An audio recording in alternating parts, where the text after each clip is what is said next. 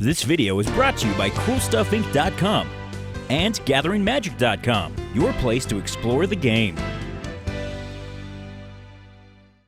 Hi, I'm Uriah, and this is my Zurgo Helmsmasher Commander deck.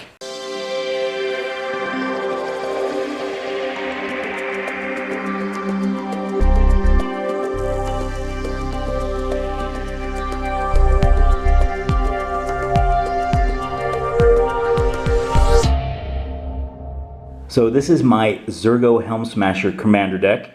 The reason I decided to build a Zurgo Helmsmasher deck was that I received as a gift the sleeves with the German flag. So I decided I want to build a commander that matched color-wise to black, red, and the closest we have to white, which is yellow. So there aren't a ton of options in those color combinations. I decided to go with Zurgo. You'll also see I have a German version of Zurgo just so that would match the color or the flag on the sleeves.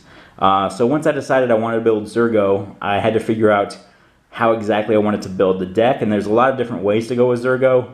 The easiest way is just a bunch of wrath effects and a bunch of equipment to turn them into a Voltron deck that's very easy to win with. But I decided I want to give myself a challenge, and I've recalled quite a few years ago Abe Sargent on Star City Games wrote about a format for Commander he called New York City, which outside of basic lands only had one card from each expansion that had ever been released for Magic the Gathering. Now, because that was quite a few years ago, and the number of sets we've had released since then, I decided I wanted to include the basic land clause in there as well, where none of the cards in my deck would have a repeat within the same set. At the end of the day, I don't recommend doing this for yourself. The process took me months and months to get right. I had multiple Word documents trying to figure out which cards I wanted and where they would go. It was a very difficult process, but at the end of the day, I'm pretty satisfied with the deck. If I had to do it all over again, I'd probably choose a deck that had a green base to it, just for mana fixing, because the mana fixing is very difficult to achieve with this type of format, especially with a deck that doesn't have easy access to it like black, red, and white. So let's go on with the deck. This is my Khans of Tarkir card. Everything else is in order of release date. There aren't a lot of considerations for price. Fortunately, I have access to a lot of cards, but one of the cards I do not have access to would be an Alpha or a Beta Badlands. So for Alpha, I have a Swamp, and also for Beta, I'm running a basic Swamp. For the Unlimited, I do have a Scrubland that I'm using there for a little bit of fixing. For the Arabian Nights, I decided to go with Sorceress Queen.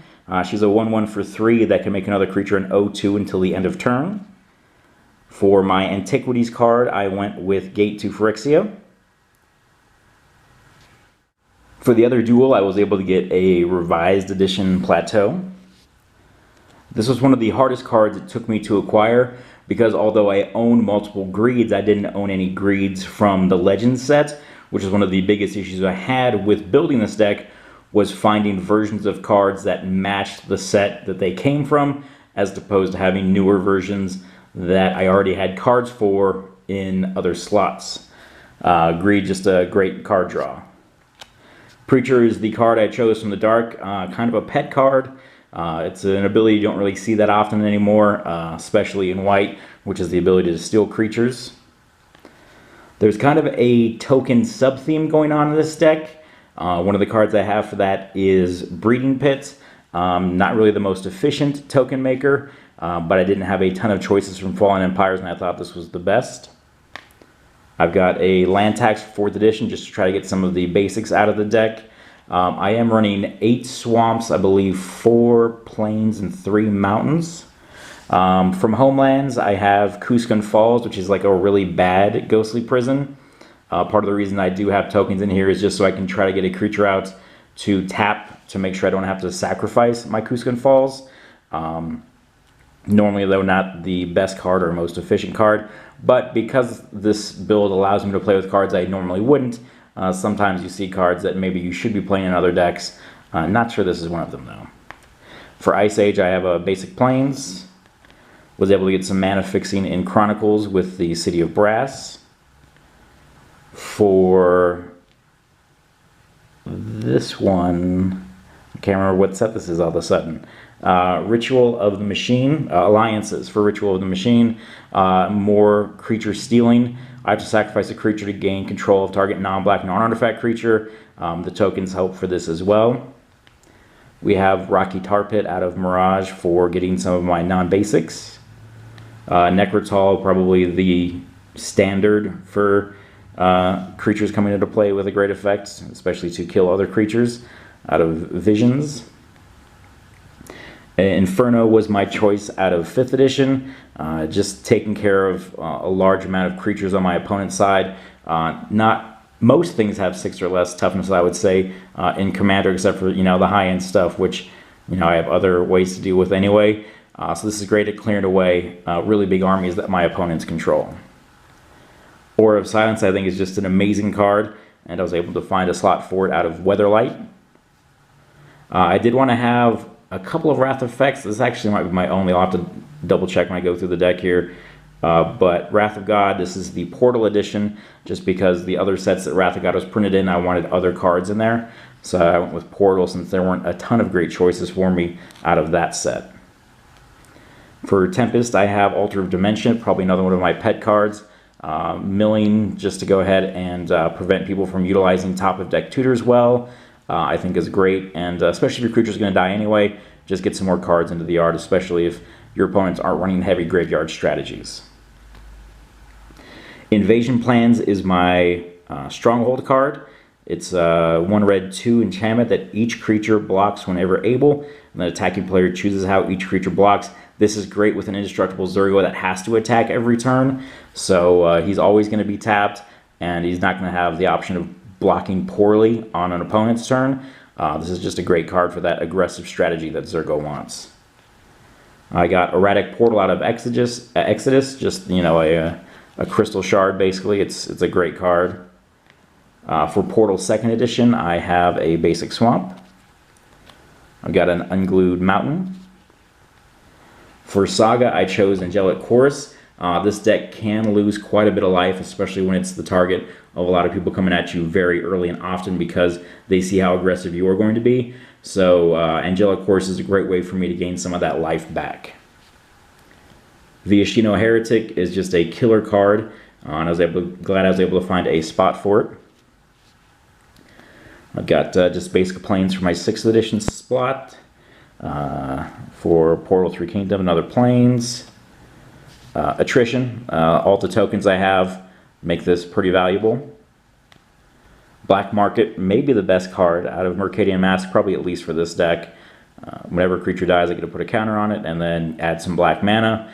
I do have one big X spell in here, which you'll see, but this deck is pretty heavily focused on black, so having just additional black is not a bad thing. For Nemesis, I chose Terrain Generator. I guess I don't have a ton of basics in this deck. Like a monocolor deck would have a lot more basics than this does. But I just don't think there were many great choices for me in Nemesis. So that's why I ended up with this card. And then in a pinch, it taps for mana. From Prophecy, I got a Plague Wind, so I do have some more Wrath. So this destroy all creatures I don't control. And then they can't be regenerated on 9 mana. Since I knew early on I was going to run that token theme, I did look for cards that were going to work well with that. So I have a Shivan Harvest, this one out of Invasion. You pay 2, sacrifice a creature, destroy target non-basic land. It's not going to mana screw an opponent unless they're only running non-basics, and I have a ton of mana and a ton of creatures out. Usually this is just to stop Maze of Ith or other annoying non-basic lands on the other side of the table. A Star Compass is my Plane Shift, Plane Shift card. It's not that good. Comes into play tapped. Can only produce a color from a basic land I could control. So as far as mana rocks goes, one of the poorest. But again, I didn't have a lot of flexibility with that, so Star Compass got the cut. 7th edition Swamp. Vindicate, it's amazing, so I was able to get that in with my Apocalypse spot. Karmic Justice is another great card. Was recently reprinted in one of the Commander sets. Whenever a spell or ability an opponent controls destroys a non-creature permanent you control, you may destroy a target permanent that opponent controls. That is an amazing Rattlesnake card. I highly recommend Karmic Justice. Because I do have the big X spell in the deck at the end, you'll see. I did want to have a way to generate a lot of mana. Cabal Coffers is that way. And yes, I am running an Urborg later on. Anger out of Judgment. Not a ton of great options for me in Judgment. And this might not be the best, because I do have some creatures in this deck that are non-token that do want to attack. But usually it's just Zurgo who has haste already. So if I was to make a change in the Judgment spot or needed to move something around, this is a card that could get a cut. Bloodstained Mire out of Onslaught for some fixing. A few months ago I pulled a Chinese Akroma, so I thought why not for my Allegiance slot here, and frankly she's the best in red, white, or black in that set. Cabal Conditioning. Any number of target players each discards cards from his or her hand equal to the highest converted mana cost on permanents I control. Usually I'm going to have Zurgo probably at least, which is 5 CMC. So once I get to 7 mana, this is usually going to be stripping all of my opponents of the cards from their hand, which I haven't had to great effect yet, just because I haven't played this deck as much as I would like. But still, I think this would be a pretty good card for me. That's out of Scourge. For 8th edition, just a Plains. Mirrodin, tons of options. I decided to go with Loxodon Warhammer. As you'll see coming up, I did manage to get quite a few equipment into the deck. It's maybe not as equipment heavy as a deck that's purely focused on Voltron could be, but I feel like it's a really pretty good package overall. Skull Clamp out of the Darksteel set. With all these tokens, Skull Clamp's going to be pretty much an auto include because most of them are going to be 1 toughness. We've got Beacon of Immortality, just more life gain that I need to keep myself in the game. A basic Plains out of Champions of Kamigawa. From Unhinged, we have a basic Mountain. I was able to get a Jit for more equipment. Choice of Damnations is a really fun card if you've never played with it before. It says target opponent chooses a number. You may have that player either lose that much life or sacrifice all but that many permanents. Actually, they get to choose. So they pick a number, and then you can have them either lose that number or sacrifice that many permanents. So you choose which they do. If they lose the life or they sack the permanents, it's a very... I've never seen this card get cast and have the opponent quickly choose a number. It's always something they have to agonize over because it's not an easy thing to lose a lot of life or lose a lot of permanents. 9th edition, we just have a basic Mountain. We got some more mana fixing here with Sacred Foundry out of Ravnica. We have a rock Orzhov Signet. And Blood Crypt, obviously the best multicolor set of all time. I'm going to get, the best mana fixing of all time that I can get. Kher Keep, more token generation, that out of Time Spiral. There's the Urborg from Planar Chaos. More fixing with Graven Cairns out of Future Sight. Beacon of Unrest, the second beacon in this deck. I just think that they're great value because you can get them, over and over again. And also taking an artifact or a creature out of an opponent's graveyard is pretty good. Basic Swamp Lorwyn. We have probably the best token generator of all time with Bitter Blossom, this one out of Morningtide. It's great just for blockers or for attackers. If you get this out early, you can really build up an army pretty quickly. Reflecting Pool for more mana fixing from Shadowmoor. Archon of Justice out of Eventide, just great removal on a body.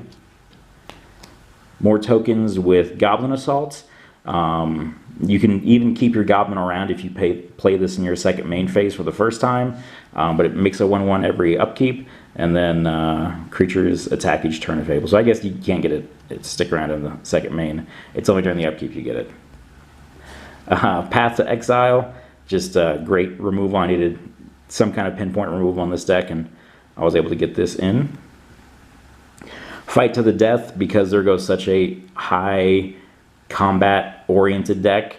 There's going to be a lot of blocking, there's going to be a lot of attacking, and if I can cast this on my turn when Zurgo is indestructible, that's even better for me, because this destroys all blocking and blocked creatures.